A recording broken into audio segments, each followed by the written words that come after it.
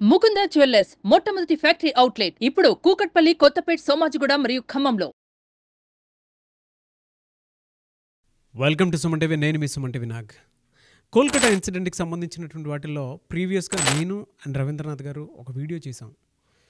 So north బెంగాల్లో మొత్తం కనుక చూసుకుంటే ఒక్కొక్క లాబియింగ్ జరిగింది అని చెప్పేసి, ఆ ఒక్క ఇన్సిడెంట్ ఈ ఎంటైర్ కేసుకి సంబంధించినటువంటి వాటిల్లో జస్టిస్ త్వరగా రానివ్వకుండా చేస్తుంది అనేటువంటి విషయాన్ని ఆయన జస్ట్ అలా చెప్పి ఒక్కొక్క వీడియోలో చెప్పడం జరిగింది.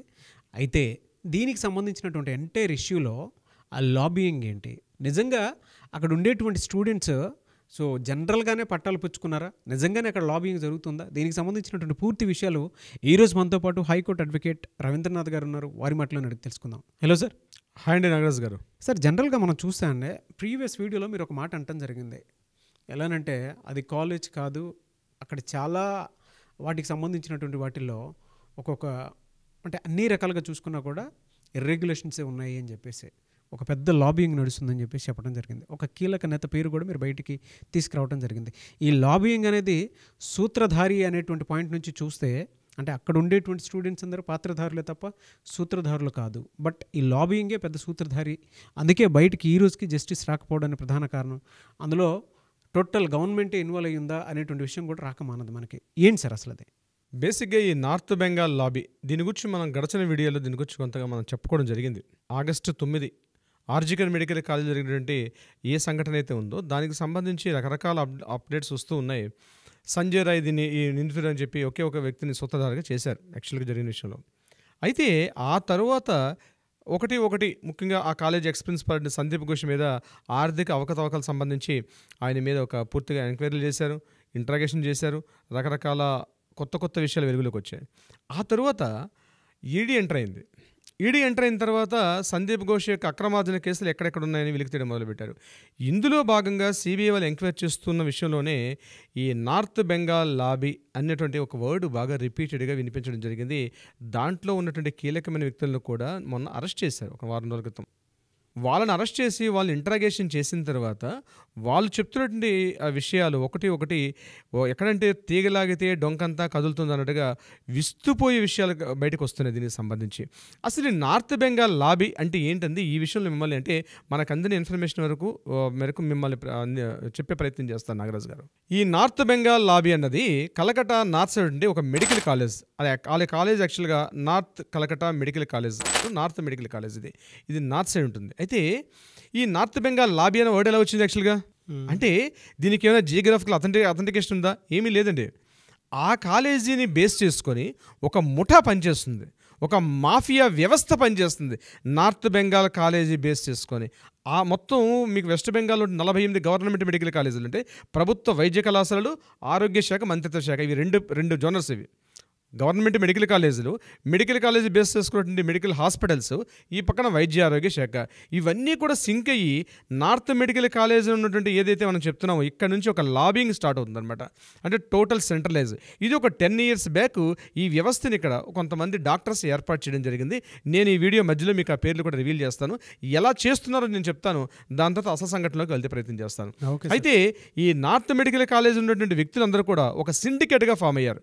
ఇందులో కాలేజీ ప్రిన్సిపాల్స్ ఉన్నారు, కరస్పాండెంట్స్ ఉన్నారు, అట్ ద సేమ్ టైం కొంతమంది తృణమూల కాంగ్రెస్ పార్టీ యొక్క ఎమ్మెల్యేలు కూడా ఇందులో ఉన్నారు. నేను నిన్న రివీల్ చేసినట్టుగా తృణమూల పార్టీ కాంగ్రెస్ ఉన్నటువంటి ఈ సోనార్పూర్కి చెందినటువంటి ఎమ్మెల్యే అయినటువంటి డాక్టర్ సుదీప్ రాయ్ దీంట్లో ప్రధాన సూత్రధారిగా మనం చెప్పడం జరిగింది. అతన్ని అరెస్ట్ చేసిన తర్వాత మరికొన్ని విస్తుగొలిపే విషయాలు బయటకు వచ్చాయి. అయితే వీళ్ళు ఎలా చేస్తారు, నార్త్ మెడికల్ కాలేజీని కేంద్రంగా చేసుకుని వీళ్ళకి ప్రతి మెడికల్ కాలేజీలో గవర్నమెంట్, నేను చెప్పేంత కూడా గవర్నమెంట్ మెడికల్ కాలేజ్ సంబంధించిన నాగరాజ్ గారు, ప్రైవేట్ మెడికల్ కాలేజ్ సంబంధించింది కాదు.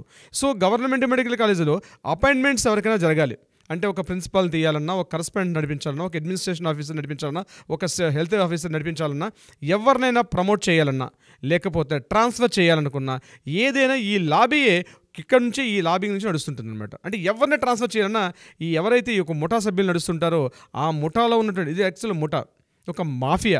ఈ ముఠా సభ్యులు దీని కీలక. అంటే చూసారంటే తోలుబొమ్మలాట్లో ఎలా అయితే వెనక నుంచి తోలుబొమ్మలు ఆటలాడిస్తుంటే ముందు ఎట్లయితే తోలుబొమ్మలు ఆడతాయో అదేవిధంగా ఈ మొత్తం వ్యవస్థని కొంతమంది 5 నడిపిస్తారు. ఆ 5 పేర్లు ఇప్పుడు మీకు రివీల్ చేస్తాను. అందులో బదాన్ చక్రవర్తి, ఈయన ఎన్ఆర్ఎస్ మెడికల్ కాలేజీ ప్రిన్సిపాల్. రెండో వ్యక్తి ఉత్పల్ దాస్, ఇతను diamond harbour medical college principal. మూడో వ్యక్తి రామ్ ప్రసాద్ రాయ్, ఇతను పీజీటీ గవర్నమెంట్ మెడికల్ కాలేజ్ ఉండే ప్రొఫెసర్. ఇతను అర్మాబాగ్ ఉన్నటువంటి మెడికల్ కాలేజ్ ఉండే ప్రొఫెసర్. నెక్స్ట్ అవిజిత్ హజ్రా, ఇతను ఫార్మా కాలేజీలో ప్రొఫెసరు, ఐపీజీఎంఈఆర్కి ఇతను ప్రొఫెసర్గా పనిచేస్తున్నాడు. ఇక ఐదో వ్యక్తి మనకు ఈ సంఘటనకి ఎవరైతే సంబంధించిన వ్యక్తి ఉన్నారో అతనే సందీప్ ఘోష్, ఇతను ఐదో వ్యక్తి. ఈ ఐదుగురు కీలకమైన వ్యక్తులు. అంటే ఈ ఐదుగురు ఎలా సెంట్రలైజ్ చేస్తున్నారు? ఇప్పుడు ఫర్ ఎగ్జాంపుల్ మనకి జరిగిన విషయం ఏంటంటే, ఏదైతే ఆర్జికల్ మెడికల్ కాలేజ్లో ఉదయం ఆగస్టు 9 గంటలకి సంఘటన జరిగిందో ఇమ్మీడియట్గా ఆ రోజు సాయంత్రం ఇతను ట్రాన్స్ఫర్ జరిగింది ఎన్ఎంసీ మెడికల్ కాలేజీ. ఇంత తొందరగా ఎలా జరుగుతుంది అంటే ఇదంతా కూడా ఒక సెంట్రల్ సిస్టమ్ పనిచేస్తుంది. అక్కడ unauthorised organised sector, unauthorised organised sector ఈ నార్త్ బెంగాల్ లాబీ అనేటువంటి ఒక వ్యవస్థ, కంప్లీట్ సిండికేట్. వీళ్ళు ఏం చేస్తారంటే, ఒక మెడికల్ కాలేజ్ స్టూడెంట్, నేను స్టూడెంట్స్ మాట్లాడుతున్నాను, ఒక మెడికల్ కాలేజ్ స్టూడెంట్ తన ఎంబీబీఎస్ కంప్లీట్ అయిందంటే డెఫినెట్గా ఏవైనా పాస్ మార్కులు అథెంటికేషన్ అవ్వట్లేదు, అటెండెన్స్ అవ్వట్లేదు, ఎవరైనా సరే ఈ లాబీలో ఉన్నటువంటి వ్యక్తులు చెప్పినట్టుగానే పనిచేయాల్సిన అవసరం వస్తుంది. వీళ్ళకి ఎదురుగుండా ఈ ప్రిన్సిపాల్స్ కానీ ఎదురుగా ఎవరైనా మాట్లాడితే వాళ్ళకి మార్కులు తగ్గించడం కానీ, వాళ్ళకి ప్రమోషన్ తగ్గించడం కానీ, వాళ్ళకి అదే కాలేజీలో వాళ్ళు అక్కడే స్టే చేసిస్తారు. ఇట్లాంటి కుర్రవాళ్ళు సుమారుగా కొన్ని వందల వేల మంది స్టూడెంట్స్ ఈ నార్త్ బెంగాల్ లాబీలో ఉన్నటువంటి వ్యవస్థకు బలైపోయినటువంటి బలి పశువులుగా చాలామంది మారిపోయారు. ఎవరిని ట్రాన్స్ఫర్ చేయాలంటే ముందు ఒక షేరింగ్ అన్నది నార్త్ బెంగాల్ లాబీకి వెళ్ళాలి. ఎవరిని ఎక్కడైనా ప్రమోషన్ చేయాలంటే ఖచ్చితంగా వెళ్ళాలి. ఎవరికైనా మెడికల్ కాలేజీలో ఒక రివార్డ్ ఇచ్చారంటే ఖచ్చితంగా నార్త్ బెంగాల్ లాబీకి జరగాలి. ఎటువంటి యాక్టివిటీ జరగాలనుకున్నా నార్త్ బెంగాల్ లాబీలో ఉన్నటువంటి ఎవరైతే కీలక సభ్యులు ఉన్నారో వాళ్ళ తిరుగుగానే జరుగుతుంది. వీళ్ళని కంట్రోల్ చేస్తూ మరొక డి ఉన్నాడు. ఎవరు సార్ అతను? ఆ డి అనే వ్యక్తిని నేను తర్వాత రివీల్ చేస్తాను. మనకి డి అనే వ్యక్తి వస్తుంది. మనం మొత్తం స్టడీ చేస్తుంటే మనకు దొరుకుతున్న ఇన్ఫర్మేషన్లో కూడా వాళ్ళు డి అంటే డాన్ అని చెప్తున్నారు. ఆ డాన్ అనే వ్యక్తి ఎవరో నేను మీకు వివరించే ప్రయత్నం చేస్తాను. సో ఈ నార్త్ బెంగాల్ లాబీని కూడా కంట్రోల్ చేస్తూ ఒక పైన ఒక డాన్ ఉన్నాడు పైన. ఆ డాన్ ఈ వ్యవస్థని మొత్తం కంట్రోల్ చేస్తూ నడిపిస్తూ వెళ్తున్నాడు దీనికి సంబంధించి. అయితే మొన్న జరిగినటువంటి ఆర్జికల్ మెడికల్ కాలేజీలో ఏ సంఘటన జరిగిందో ఆ సంఘటన కూడా మీరు ఎగ్జాంపుల్ చెప్తున్నాను. ఉదయం 9:30కి జరగంగానే ఇమ్మీడియట్గా 10 గంటలకి even though Sandeep Ghosh principal కన్నా, అక్కడ ఉన్నటువంటి తలా పోలీస్ స్టేషన్ ఆఫీసర్స్ కన్నా ముందుగా ఈ లాబీలో ఉన్నటువంటి కీలకమైన వ్యక్తులు అండి అవికడే అండ్ బిరూపక్ష బిశ్వాస్ వీళ్ళు ఆ ప్రాంతంలో కనిపించడం జరిగింది. వీళ్ళు ఏంటంటే సంఘటన అంటే ఎక్కడ ఏం జరిగినా ఇమ్మీడియట్ ఫ్రాక్షన్ ఆఫ్ ఇందులో ఒక వ్యక్తి అయితే 110 కిలోమీటర్ల డిస్టెన్స్లో ఉంటాడు ఈ యొక్క నార్త్ మెడికల్ కాలేజ్కి. కానీ ఆయనకి ఆర్జికల్ మెడికల్ కాలేజ్ ఎటువంటి సంబంధం కూడా లేదు. అతను కూడా ఇమ్మీడియట్గా సంఘటన జరిగిన ప్రదేశానికి 10 గంటలకు వచ్చి ఆయన అక్కడ జాయిన్ అవ్వడం జరిగింది. వీళ్ళందరూ కూడా మానిటరింగ్ చేస్తూ సుదీప్తి రాయ్ ఉంటాడు. సుదీప్తి రాయ్ కంప్లీట్గా అతను ఒక ప్రెజెంట్ ఎమ్మెల్యేగా అట్ ద సేమ్ టైం డాక్టర్గా. ఇందులో కూడా ప్రధానంగా ఆర్థోపెడిక్ సర్జన్స్ యొక్క పాత్ర ఎక్కువగా ఉంటుంది. ఇందులో ఉన్నట్టు నేను చెప్పినట్టు ఐదుగురు 5 నేమ్స్ ఏది చెప్పానో ఇందులో మోస్ట్ ఆఫ్ ఎక్కువ కూడా ఆర్థోపెడిక్ సర్జన్సే వీళ్ళందరూ కూడా. అంటే ఆర్థోపెడిక్ సర్జన్స్ వ్యవస్థలో ఈ యొక్క నార్త్ బెంగాల్ లాబీ వ్యవస్థ పనిచేస్తూ ఉంటుంది. ఈవెన్ దో ఎంబీబీఎస్ స్టూడెంట్ చదివినా, ఒక పీజీ స్టూడెంట్ ట్రాన్స్ఫర్ కావాలనుకున్నా, ఆయనకి ప్రమోషన్ ఇవ్వాలన్నా, ఈవెన్ దో ఆయనకి సర్టిఫికేట్ ఇష్యూ చేయాలన్నా ప్రతి విషయంలో కూడా నార్త్ బెంగాల్ లాబీ ఒక ముఠా మాఫియా పనిచేస్తుంటుంది. గడిచిన దశాబ్ద కాలంలో ఎంతో వీళ్ళు పాతుకుపోయినారు. ఎప్పుడైతే సిబిఐ ఇంట్రాగేషన్స్కి వీళ్ళని అరెస్ట్ చేశారో ఈ 5 పేర్లు బయటకు వచ్చాయి. ఇంకా తవ్వుతున్న కొద్దీ కొత్త విషయాలు వెలుగులోకి వస్తున్నాయి. కొన్ని సంఘటనలు ఎంత దారుణం అంటే నాగరాజు గారు, హ్యూమన్ ట్రాఫికింగ్లో కూడా నార్త్ బెంగాల్ లాబీ పనిచేస్తుంది. ఇందులో సెక్స్ రాకెట్ ఉంది. నార్త్ బెంగాల్ లాబీ ఇస్ కీలకమైనటువంటి హ్యూమన్ ట్రాఫికింగ్. ముఖ్యంగా దీనికి సంబంధించి చాలా కీలకమైన విషయాలు ఉన్నాయి. అట్ ద సేమ్ టైం అవయవాల యొక్క మార్పిడి, ఎక్స్పోర్ట్ జరుగుతున్నాయి. ఇక్కడి నుంచి ఈ యొక్క కాలేజ్ నుంచి ప్రతి కాలేజ్ నుంచి కూడా ఎక్స్పోర్ట్స్ అవుతున్నాయి. దీని మీద ఒక సిండికేట్ ఫామ్ అయినా దీని అందరూ మానిటరింగ్ చేస్తారు. ఒక ప్రభుత్వ వ్యవస్థకి ప్యారలల్ గవర్నమెంట్ నడుస్తుంది. గవర్నమెంట్ మెడికల్ కాలేజీకి ప్యారలల్ గవర్నమెంట్ మెడికల్ కాలేజ్ నడుస్తుంది. ఎప్పుడైతే ఆగస్టు 9 సంఘటన జరిగిందో health department is the parallel actual government body. Health department అంది గవర్నమెంట్ మెడికల్ కాలేజ్ ఒక కాలేజీ వ్యవస్థ. అయితే ఈ కాలేజీలు హాస్పిటల్స్ పైన ఒక syndication form is the North Bengal lobby. Even though ఈ north Bengal lobby government college వ్యవస్థ కాకుండా హెల్త్ డిపార్ట్మెంట్ కూడా ఇన్ఫ్లుయెన్స్ చేసే పరిస్థితిలో పడ్డారు వీళ్ళు.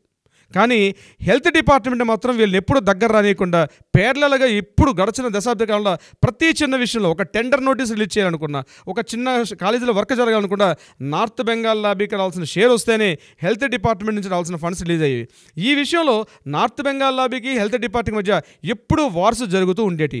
ఎప్పుడైతే మనకి ఆగస్టు 9 సిండికేట్ ఈ విషయం ఈ రేప్ అండ్ మర్డర్ కేసు బయటకు వచ్చిందో ఈ హెల్త్ డిపార్ట్మెంట్లో ఆఫీసర్స్ అందరూ కూడా వాళ్ళు ఇప్పుడు బయటకు వచ్చి ప్రతి వాయిస్ చెప్తున్నారు, నార్త్ బెంగాల్ కాలేజీ ఎన్ని రకాలుగా కంట్రోల్ చేస్తుంది, ఇందులో మమ్మల్ని ఏ రకంగా ఇన్ఫ్లుయెన్స్ చేస్తుంది, ఎగ్జాంపుల్స్తో సహా చెప్తుంటే విస్తుపోతున్నారు అక్కడ సోషల్ మీడియా, లోకల్ మీడియా అంతా కూడా. ఈ కథనాలన్నీ కూడా లోకల్ మీడియాలో సీరియల్గా వస్తున్నాయి. నార్త్ బెంగాల్ లాబీ కీలక పాత్ర సుదీప్ రాయ్ కూడా వెళ్ళిపోయాడు. అయితే డి అనే వ్యక్తి ఎవరంది బహుశా మీకు నెక్స్ట్ ఎపిసోడ్లో మీకు రివీల్ చేస్తాను నాగరాజ్ గారు. కొంచెం మీరు చెప్తుంటే అది ఎవరో అనేది ఆ క్యూరియాసిటీ కూడా ఉంది. ఎందుకంటే ఇందులో చాలా నేషనల్ వైడ్ చూసుకున్నా కూడా ఇది అతిపెద్ద స్కామ్ అని చెప్పడంలో ఏమాత్రం సందేహం లేదు. ఎవరు సార్ ఆ డాన్? అంటే ఇంకొక ఎపిసోడ్ ఉందండి, అది కంప్లీట్ చేశాక అప్పుడు డాన్ ఆటోమేటిక్గా మీకు రివీల్ చేసే అవకాశం ఉంటుంది. ఎనీవేస్ అన్న ఏది ఉన్నా సరే అక్కడ ఉండేటువంటి అక్రమాలు బయటపడాలి, జస్టిస్ జరగాలి చాలా త్వరగా. We want justice, we demand justice. Nagaraju గారు దీనికి సంబంధించి ఈ వీడియోలో రివీల్ చేసేటసరికి ఈ టోటల్ స్టోరీలో డీని రివీల్ చేయాలంటే కొంత సమయాభావం సరిపోదు, లెంగ్తీ అయిపోతుంది వీడియో. అందుకని మరికొంత స్టోరీ దీని మీద ఉంది, అది రివీల్ చేశాక అప్పుడు డి అనే వ్యక్తి ఆటోమేటిక్గా పబ్లిక్ అర్థమవుతుందండి. నెక్స్ట్ వీడియోలో దీన్ని మీకు రివీల్ చేసే అవకాశం ఉంటుంది డెఫినెట్గా.